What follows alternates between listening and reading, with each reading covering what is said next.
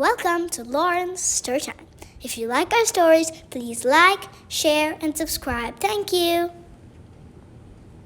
Noah's Ark by Jerry Pinkney. God was not pleased with the people of the earth. They did not care for one another. They did not care for the land that God had made, and they did not care for God.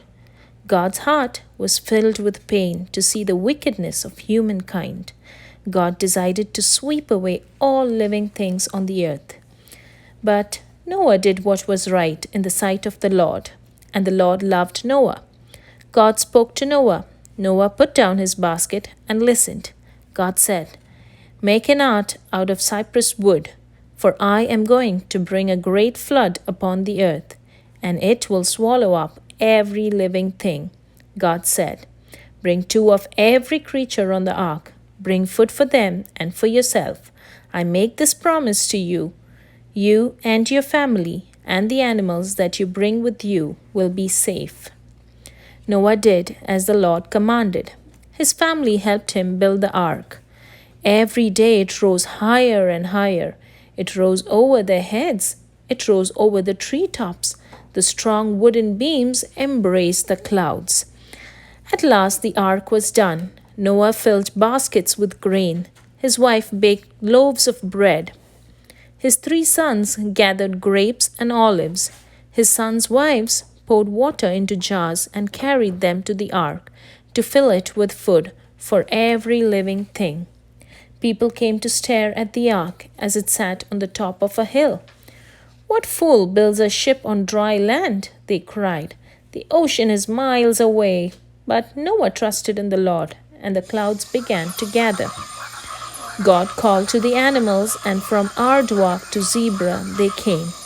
The deer bounded through the tall grass. The elephants ran, and it sounded like thunder.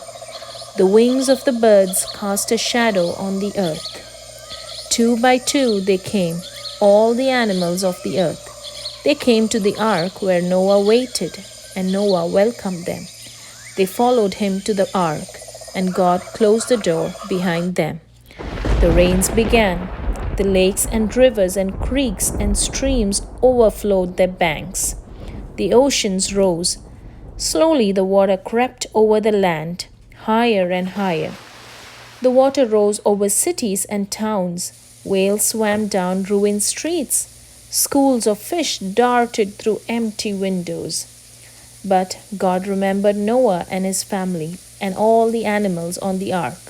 The ark floated on the waters. Everyone inside was safe. The zebras munched their hay. The geese gobbled up the grain. The monkeys nibbled on sweet grapes and climbed to the roof where the sparrows perched and sang. After 40 days and 40 nights, the rain stopped falling. God sent a great wind over the earth, and slowly the waters began to go down. At last the ark came to rest on the top of the highest mountain, but all around there was nothing but water. Noah opened a window and sent out a raven to fly over the face of the waters, but the raven found no dry land. Noah sent out a dove to fly over the waters, but the dove found no dry land. Noah had faith in God, and he sent the dove again. The dove returned to Noah with an olive branch in its beak. Then Noah knew that there was dry land at last. Slowly the waters went down. Slowly the earth dried. The sun shone again. The grass grew. At last it was time to leave the ark. The owls and the eagles spread their wings and soared. The panthers sprang to the soft ground. The grasshoppers leapt and the lizards scurried. Noah and his family turned their faces up to the sun and sang praise to God. Noah and his family planted seeds for the first harvest. They cared for the earth that God had made. God said, "Never again will I send a flood upon the earth to destroy it. From this day forward, life on earth will grow and prosper." And God set a rainbow in the heavens as a sign of this promise to Noah and to Noah's family and to every living thing. The end.